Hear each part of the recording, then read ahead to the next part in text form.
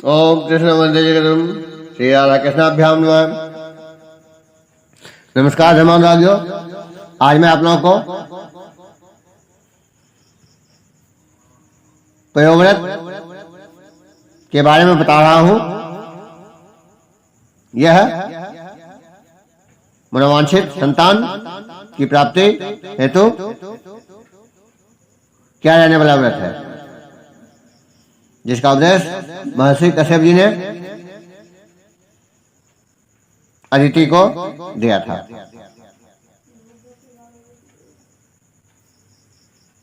तो आइए इसे श्रद्धापूर्वक श्रवण करें और इस भागवत कथा श्रवण का पुण्य लाभ प्राप्त करें।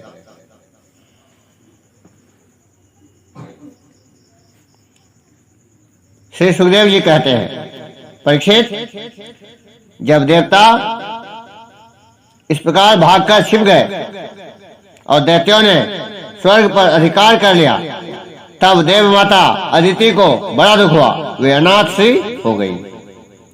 एक बार बहुत दिनों के बाद जब परम प्रभावशाली कश्यप मुनि की समाधि टूटी, तब वे अदिति के आश्रम पर आए। उन्होंने देखा कि न तो वहां सुख शांति है और न किसी प्रकार का उत्साह या सजावट है। परीक्षित, जब वे वहां जाकर आसन पर बैठ गए और अदिति ने विधि पूर्वक उनका सत्कार कर लिया, तब वे अपनी पत्नी अदिति से, जिसके चेहरे पर बड़ी उदासी छाई हुई थी, बोली, कल्याणी, इस समय संसार में ब्राह्मणों पर कोई विपत्ति तो नहीं आई है। धर्म का पालन तो ठीक ठाक होता है। काल के कराल गाल में पड़े हुए लोगों का कुछ अमंगल तो नहीं हो रहा है। प्रिय गृहस्थाश्रम तो जो लोग योग नहीं कर सकते, उन्हें भी योग का फल देने वाला है। इस गृहस्थाश्रम में रहकर धर्म, अर्थ और काम के सेवन में किसी प्रकार का विघ्न तो नहीं हो रहा है। यह भी संभव है कि तुम कुटुंब के भरण पोषण में व्यग्र नहीं हो, अतिथि आए हो और तुमसे बिना सम्मान पाए ही लौट गए हो। तुम खड़ी होकर उनका सत्कार करने में भी असमर्थ रही हो। इसी से तो तुम उदास नहीं हो रही हो। जिन घरों में आए हुए अतिथि का जल से भी सत्कार नहीं किया जाता और वे ऐसे ही लौट जाते हैं, वे घर अवश्य गिद्धों के घर के समान है। प्रिय, संभव है मेरे बाहर चले जाने पर तभी तुम्हारा चित्त उद्विग्न रहा हो और समय पर तुमने हविष्य से अग्नियों में हवन न किया हो।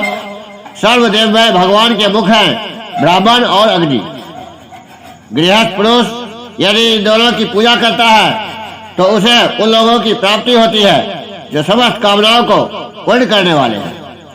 प्रिय, तुम तो सर्वदा प्रसन्न रहती हो, परंतु तुम्हारे बहुत से लक्षणों से मैं देख रहा हूँ कि इस समय तुम्हारा चित्त अस्वस्थ है। तुम्हारे सब लड़के तो कुशल मंगल से है ना? अदिति ने कहा, भगवान, ब्राह्मण, गौ, धर्म और आपकी यह दासी सब सकुशल है। मेरे स्वामी, यह गृहस्थ आश्रम ही धर्म, अर्थ और काम की साधना में परम सहायक है। प्रभु, आपके निरंतर स्मरण और कल्याण कामना से अग्नि, अतिथि, सेवक, भिक्षुक और दूसरे याचकों का भी मैंने तिरस्कार नहीं किया है। भगवान, जब आप जैसे प्रजापति मुझे इस प्रकार धर्म पालन का उपदेश करते हैं, तब भला मेरे मन की ऐसी कौन सी कामना है जो पूरी न हो जाए।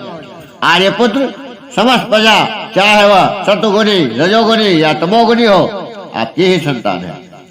कुछ आपके संकल्प से उत्पन्न हुए हैं और कुछ शरीर से। भगवान, इसमें संदेह नहीं कि आप सब संतानों के प्रति, चाहे असुर हो या देवता, एक सा भाव रखते हैं। सब है, तथापि स्वयं परमेश्वर भी अपने भक्तों की अभिलाषा पूर्ण किया करते हैं।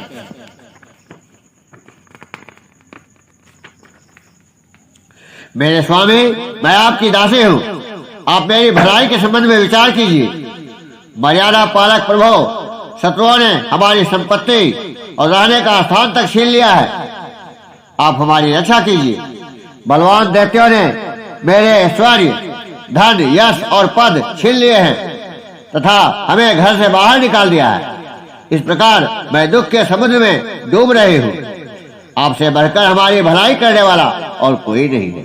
इसलिए मेरे हितैषी स्वामी, आप सोच विचार कर अपने संकल्प से ही मेरे कल्याण का कोई ऐसा उपाय कीजिए जिससे कि मेरे पुत्रों को वे वस्तुएं फिर से प्राप्त हो जाए। श्री सुखदेव जी कहते हैं, इस प्रकार अदिति ने जब कश्यप जी से प्रार्थना की तब वे कुछ विस्मित से होकर बोले, बड़े आश्चर्य की बात है, भगवान की माया भी कैसी प्रबल है। यह सारा जगत स्नेह की रज्जु से बंधा हुआ है। कहाँ यह पंचभूतों से बना हुआ अनात्मा शरीर और कहाँ प्रकृति से परे आत्मा। न किसी का कोई पति है, न पुत्र है और न संबंधी ही है। मोह ही मनुष्य को नचा रहा है। प्रिय, तुम संपूर्ण प्राणियों के हृदय में विराजमान अपने भक्तों के दुख मिटाने वाले जगत गुरु भगवान वासुदेव की आराधना करो। वे बड़े दीन दयालु हैं। अवश्य श्री हरि तुम्हारी कामनाएं पूर्ण करेंगे। मेरा यह दृढ़ निश्चय है कि भगवान की भक्ति कभी व्यर्थ नहीं होती। इसके सिवा कोई दूसरा उपाय नहीं है। अदिति ने पूछा, भगवान, मैं जगदीश्वर भगवान की आराधना किस प्रकार करूं जिसे वे सत्य संकल्प प्रभु मेरा मनोरथ पूर्ण करें। पतिदेव, मैं अपने पुत्रों के साथ बहुत ही दुख भोग रहे हूँ, जिससे वे शीघ्र ही मुझ पर प्रसन्न हो जाए। उनकी आराधना की वही विधि मुझे बतलाइए। कश्यप जी ने कहा, देवी, जब मुझे संतान की कामना हुई थी तब मैंने ब्रह्मा जी से यही बात पूछी थी।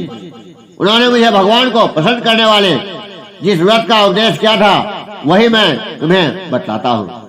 फाल्गुन के शुक्ल पक्ष में 12 दिन तक केवल दूध पीकर रहे और परम भक्ति से भगवान कमल नयन की पूजा करें। अमावस्या के दिन यदि मिल सके तो सुअर की खोदी हुई मिट्टी से अपना शरीर मलकर नदी में स्नान करें। उसमें यह मंत्र पढ़ना चाहिए, हे देवी, प्राणियों को स्थान देने की इच्छा से वराह भगवान ने रसातल से तुम्हारा उद्धार किया था। तुम्हें मेरा नमस्कार है। तुम मेरे पापों को नष्ट कर दो। इसके बाद अपने नित्य और नैमित्तिक नियमों को पूरा करके एकाग्र चित्त से मूर्ति, वेदी, सूर्य, जल, अग्नि और गुरुदेव के रूप में भगवान की पूजा करें और इस प्रकार स्तुति करें। प्रभु, आप सर्वशक्तिमान हैं, अंतर्यामी और आराधनीय हैं। समस्त प्राणी आप में और आप समस्त प्राणियों में निवास करते हैं। इसी से आपको वासुदेव कहते हैं। आप समस्त चराचर जगत और उसके कारण के भी साक्षी हैं। भगवान, मेरा आपको नमस्कार है। आप अव्यक्त और सूक्ष्म हैं। प्रकृति और पुरुष के रूप में भी आप ही स्थित हैं। आप 24 गुणों के जानने वाले और गुणों की संख्या करने वाले सांख्य शास्त्र के प्रवर्तक हैं। आपको मेरा नमस्कार है। आप वह यज्ञ हैं जिसके प्रायणीय और उदयनीय ये दो कर्म हैं। ये दो कर्म सिर हैं। प्रातः, मध्याह्न और सायं ये 3 सवन हैं, 3 पाद हैं। चारों वेद 4 सिंह हैं। गायत्री आदि 7 सन्धि 7 हाथ हैं। यह धर्म विषम रूप यज्ञ वेदों के द्वारा प्रतिपादित है और इसकी आत्मा है स्वयं आप। आपको मेरा नमस्कार है। आप ही लोक कल्याणकारी शिव और आप ही प्रलयकारी रुद्र हैं। समस्त शक्तियों को धारण करने वाले भी आप ही हैं। आपको मेरा बार बार नमस्कार है। आप समस्त विद्याओं के अधिपति एवं भूतों के स्वामी हैं। आपको मेरा नमस्कार। आप ही सबके प्राण और आप ही इस जगत के स्वरूप भी हैं। आप योग के कारण तो हैं ही, स्वयं योग और उससे मिलने वाला ऐश्वर्य भी आप ही है। हे हिरण्यगर्भ, आपके लिए मेरे नमस्कार। आप ही आदिदेव हैं, सबके साक्षी हैं। आप ही नर नारायण ऋषि के रूप में प्रकट स्वयं भगवान है। आपको मेरा नमस्कार। आपका शरीर मरकत मणि के समान सांवला है।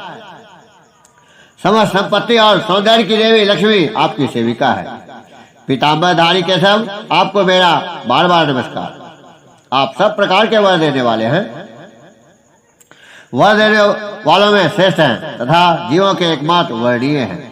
यही कारण है कि धीर विवेकी पुरुष अपने कल्याण के लिए आपके चरणों की रज की उपासना करते हैं। जिनके चरण कमलों की सुगंध प्राप्त करने की लालसा से समस्त देवता और स्वयं लक्ष्मी जी भी सेवा में लगी रहती हैं, वे भगवान मुझ पर प्रसन्न हो। प्रिय भगवान ऋषिकेश का आवाहन पहले ही कर ले, फिर इन मंत्रों के द्वारा पाद्य आचमन आदि के साथ सदा पूर्वक मन लगाकर पूजा करें। गंध माला आदि से पूजा करके भगवान को दूध से स्नान करावे। उसके बाद वस्त्र यज्ञोपवीत आभूषण पाद्य आचमन गंध धूप आदि के द्वारा द्वादशाक्षर मंत्र से भगवान की पूजा करें। यदि सामर्थ हो तो दूध में पकाए हुए तथा घी और गुड़ मिले हुए साली के चावल का नैवेद्य लगावे और उसी का द्वादशाक्षर मंत्र से हवन करें। उस नैवेद्य को भगवान के भक्तों में बांट दे या स्वयं खा ले। आचमन और पूजा के बाद तांबुल निवेदन करें। 108 बार द्वादशाक्षर मंत्र का जप करें और स्तुतियों के द्वारा भगवान का स्तुति करें। प्रदक्षिणा करके बड़े प्रेम और आनंद से भूमि पर लौटकर दंडवत प्रणाम करें। निर्माल्य को सिर से लगाकर देवता का विसर्जन करें। कम से कम 2 ब्राह्मणों को यथोचित रीति से खीर का भोजन करावे। दक्षिणा आदि से उनका सत्कार करें। इसके बाद उनसे आज्ञा लेकर अपने इष्ट मित्रों के साथ बचे हुए अन्न को स्वयं ग्रहण करें। उस दिन ब्रह्मचर्य से रहें और दूसरे दिन प्रातःकाल ही स्नान आदि करके पवित्रता पूर्वक पूर्वोक्त विधि से एकाग्र होकर भगवान की पूजा करें। इस प्रकार जब तक व्रत समाप्त न हो तब तक दूध से स्नान कराकर प्रतिदिन भगवान की पूजा करें। भगवान की पूजा में आदर बुद्धि रखते हुए केवल पयोव्रती रहकर यह व्रत करना चाहिए। पूर्ववत प्रतिदिन हवन और ब्राह्मण भोजन भी कराना चाहिए। इस प्रकार पयोव्रती रहकर 12 दिन तक प्रतिदिन भगवान की आराधना होम और पूजा करें तथा ब्राह्मण भोजन कराता रहे। फाल्गुन शुक्ल प्रतिपदा से त्रयोदशी पर्यंत ब्रह्मचर्य से रहे। पृथ्वी पर शयन करें और तीनों समय स्नान करें। झूठ न बोले, पापियों से बात न करें, पाप की बात न करें, छोटे बड़े सब प्रकार के भोगों का त्याग कर दें। किसी भी प्राणी को किसी भी प्रकार से कष्ट न पहुंचाएं। भगवान की आराधना में ही लगा रहे। त्रयोदशी के दिन विधि जाने वाले ब्राह्मणों के द्वारा शास्त्रोक्त विधि से भगवान विष्णु को पंचामृत स्नान करावे। उस दिन धन का संकोच छोड़कर भगवान की बहुत बड़ी पूजा करनी चाहिए और दूध में चरू खीर पकाकर विष्णु भगवान को अर्पित करना चाहिए। अत्यंत एकाग्र चित्त से उसी पकाए हुए चरू के द्वारा भगवान का यजन करना चाहिए और उनको प्रसन्न करने वाला गुणयुक्त तथा स्वादिष्ट नैवेद्य अर्पण करना चाहिए। इसके बाद ज्ञान संपन्न आचार्य और ऋषियों को वस्त्र आभूषण और गौ आदि देकर संतुष्ट करना चाहिए। प्रिय इसे भी भगवान की है आराधना समझो।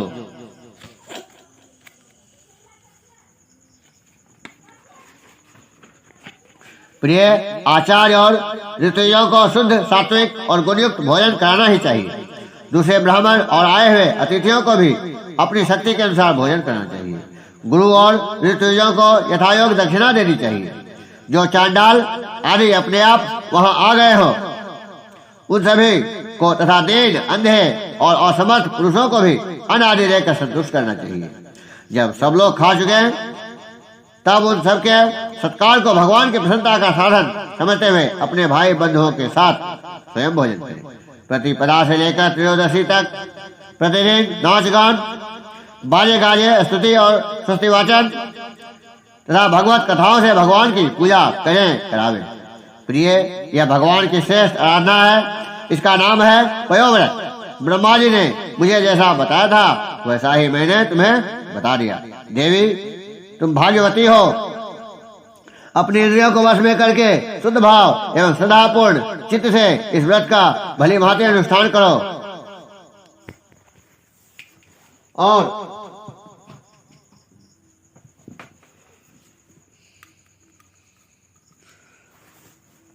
इसके द्वारा अविनाशी भगवान की आराधना करो। कल्याणी यह व्रत भगवान को संतुष्ट करने वाला है, इसलिए इसका नाम है सर्व यज्ञ और सर्व व्रत। यह समस्त तपस्याओं का सार और मुख्य दान है। जिनसे भगवान प्रसन्न हो वे ही सच्चे नियम हैं, वे ही उत्तम यम हैं, वे ही वास्तव में तपस्या दान व्रत और यज्ञ है। इसलिए देवी संयम और श्रद्धा से तुम इस व्रत का अनुष्ठान करो। भगवान शीघ्र ही तुम पर प्रसन्न होंगे और तुम्हारी अभिलाषा पूर्ण करेंगे। इस प्रकार यह पयोव्रत की कथा पूर्ण हुई। ओम जय जय राधे। ओम राधा कृष्णाभ्याम नमः।